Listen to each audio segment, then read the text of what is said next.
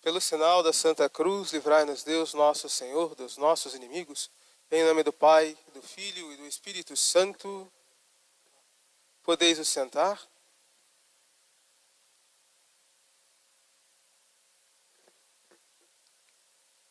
Caríssimos irmãos, reverendas religiosas aqui presentes, estamos ainda no tempo natalício, portanto ainda, de certo modo, o tempo do Santo Natal.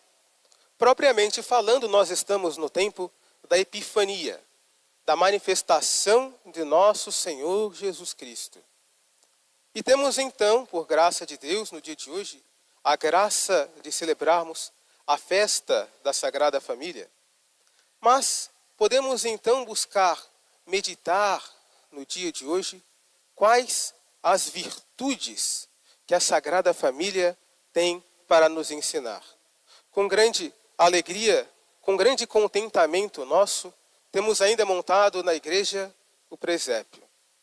E ao olhar para o presépio, temos a alegria de ver nosso Senhor nos braços da Santíssima Virgem, temos também a alegria de ver a São José, os pastores e os magos que foram adorar a nosso Senhor. E temos então, no presépio, o modelo de uma família perfeita. Não só de uma simples família, mas certamente da melhor e mais perfeita e santa de todas as famílias. Olhemos então para o Filho. Que filho houve ou haverá mais santo que nosso Senhor, sendo ele o próprio Deus encarnado, o Deus que se fez homem?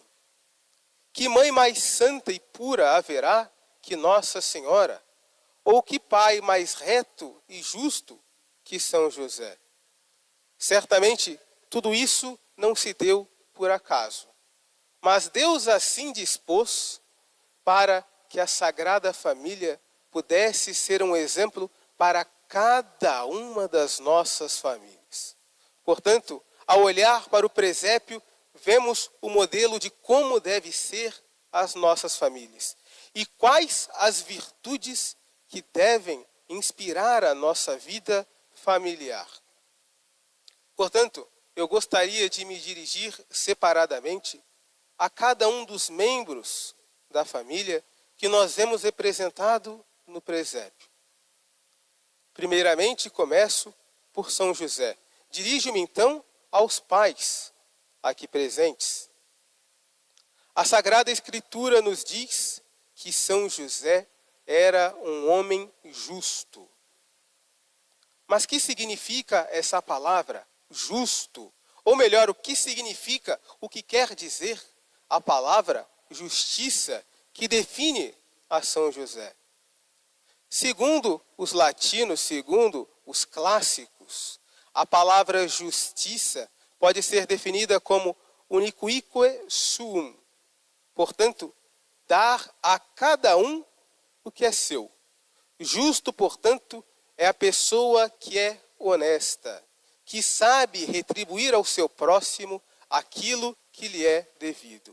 Portanto, quando nós vemos que São José era um homem justo, sabemos, na verdade, que ele era um homem reto, um homem honesto.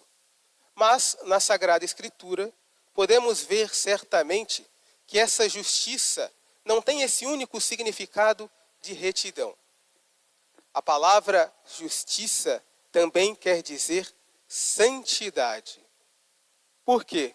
Pois assim como nós devemos dar ao próximo aquilo que lhe é devido, também temos obrigação de dar a Deus aquilo que lhe é devido. E o que é devido a Deus? O culto de louvor, de adoração. Portanto, São José era um homem temente a Deus. Era um homem que amava a Deus acima de todas as coisas. Pensemos então, caríssimos irmãos, que alegria seria das nossas famílias se todos os pais buscassem verdadeiramente amar a Deus acima de todas as coisas.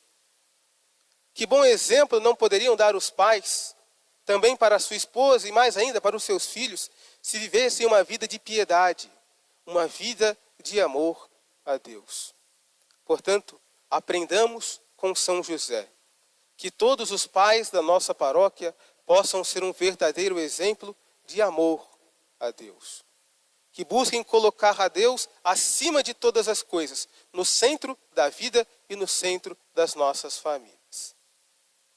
Aproveito, então, a ocasião para dirigir-me também às senhoras que são mães.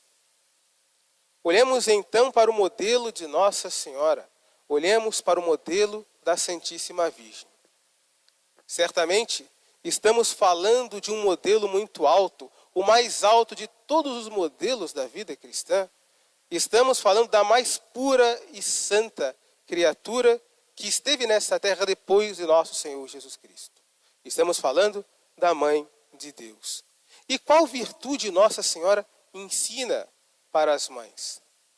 No Evangelho de hoje, nós vimos que, estando Nossa Senhora em Jerusalém, tendo encontrado a Nosso Senhor, e voltando para Jerusalém, depois daqueles 3 dias em que Nosso Senhor esteve perdido, nós vimos as palavras de São Lucas, que disse que Maria Santíssima guardava todas essas coisas, todos esses acontecimentos no seu coração.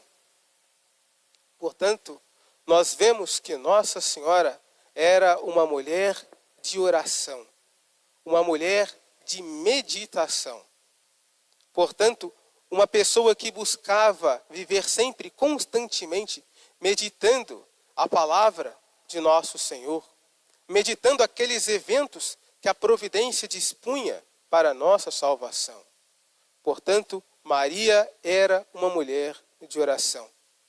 E que bênção não seria para as nossas famílias se todas as mães fossem de fato mulheres de oração. Mulheres que buscam ensinar essas orações na vida doméstica, na vida da casa, ensinar esses bons princípios de meditação e de conversa com Deus no seio da vida familiar. Portanto, que as mães possam ser de fato, verdadeiramente, a exemplo da Santíssima Virgem Maria, mulheres de oração. Que busquem viver uma vida de constante conversa com Deus. Recordemos também aquelas palavras muitas vezes repetidas. Quem reza, se salva. Quem não reza, se condena. Igualmente, a oração será também o meio da salvação das nossas famílias. Ao passo que o esquecimento da vida de oração poderá ser, infelizmente, a causa da perdição, e é a causa de perdição de tantas famílias que esquecem da importância dessa oração, dessa prática de piedade. Mas, dirige-me então ainda, não só agora aos pais e às mães, mas a cada um dos aqui presentes, pois que todos nós somos filhos. E temos justamente por modelo a nosso Senhor Jesus Cristo, o Filho de Deus que se encarnou. Olhemos então para a humildade de Jesus.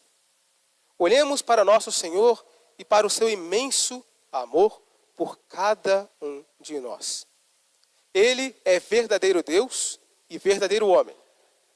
Se nosso Senhor quisesse, ele poderia ter formado um corpo humano para si e ter nascido sem dependência de uma mulher e sem a necessidade de ser criado, educado e sustentado por uma família. Mas não. Jesus quis se encarnar no seio puríssimo e virginal da Santíssima Virgem. Quis se fazer homem como cada um de nós no seio de uma família. E sendo ele, portanto, o Criador de todas as coisas, aquele pelo qual todas as coisas foram feitas e criadas, nós vemos pelo Evangelho de hoje que nosso Senhor era submisso a Maria Santíssima e a São José. Portanto, o Criador dos céus e da terra quis se fazer obediente. E é justamente essa virtude da obediência que nós vemos em nosso Senhor que fala para cada um de nós. Jesus era obediente para melhor seguir e viver o 4º mandamento da lei de Deus, que nos pede para honrar pai e mãe. Esse mandamento não tem uma existência puramente positiva, não é uma simples lei, uma simples ordem, mas, pelo contrário, vem do fato de que dos nossos pais vem o nosso ser. Portanto, os nossos pais representam na nossa vida a autoridade de Deus, que é o nosso Criador. Assim como os nossos pais nos criam, representam nesse ato de criação a Deus nas nossas vidas. Temos, portanto, essa obrigação de obedecer aos nossos pais, se ainda moramos com os nossos pais, mas todos devemos, em qualquer idade, em qualquer estágio da nossa vida, honrar os nossos pais. Muitas vezes as pessoas pensam que, como meu pai ou minha mãe já está de uma idade avançada, não é tão necessário que eu o obedeça, que eu o honre. E muitas vezes essas pessoas começam a responder e a maltratar os pais. Não, olhemos para o exemplo de nosso Senhor.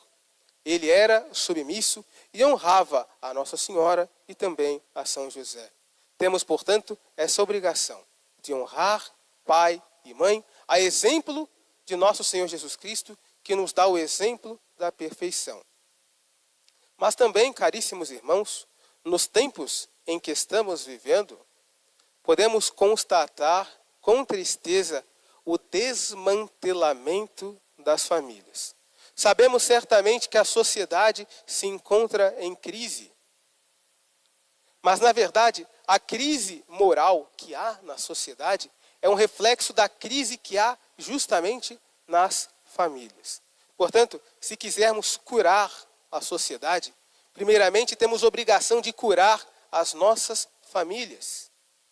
E quais serão os meios de curarmos as nossas famílias? O principal remédio para curarmos as nossas famílias é, sobretudo, colocar a Deus nosso Senhor no centro. Colocá-lo no lugar em que lhe é devido. Ele deve ser o rei das nossas famílias. Não deve ser a televisão que deve reinar em nossas casas.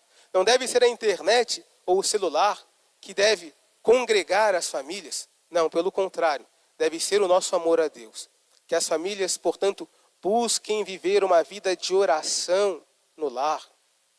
Que pai e mãe possam se reunir com seus filhos para rezar o Santo Terço, para viver uma vida de oração. Que os pais possam ensinar aos filhos rezar as orações da manhã e da noite. Que possam, desse modo, dar exemplo de uma vida de oração.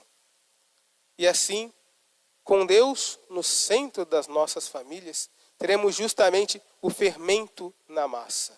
Teremos justamente o Senhor que poderá abençoar e vivificar os nossos lares. E, igualmente, a oração deve ser também unida a uma vida de educação. Os pais devem educar e prover uma boa educação religiosa aos filhos.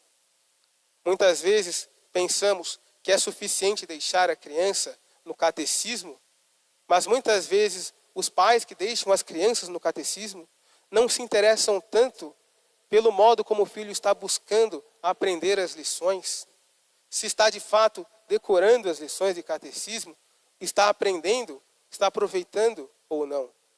E do mesmo modo então que os pais buscam corrigir, ver a lição de casa dos filhos, possam ver também as lições de catecismo, fazer perguntas sobre a fé para ver se a criança está aproveitando ou não as aulas. Portanto, que possamos na nossa vida ensinar, viver a fé nos nossos lares. E certamente, através desses atos, poderemos regenerar as nossas famílias e toda a sociedade. Por fim, caríssimos irmãos, estamos ainda no tempo da Epifania. Que a Sagrada Família ensine para nós a sermos verdadeiras epifanias de Jesus, epifanias de nosso Senhor. Os magos que estão no presépio junto da Sagrada Família chegaram até Jesus porque olharam para a estrela, olharam para o céu e chegaram até Jesus. Que cada um de nós, nas nossas famílias, possa ser também essa estrela que conduz até Jesus e seja então esse meio de salvação dos nossos lares. Louvado seja nosso Senhor Jesus Cristo. Para sempre seja louvado. Em nome do Pai, do Filho e do Espírito Santo.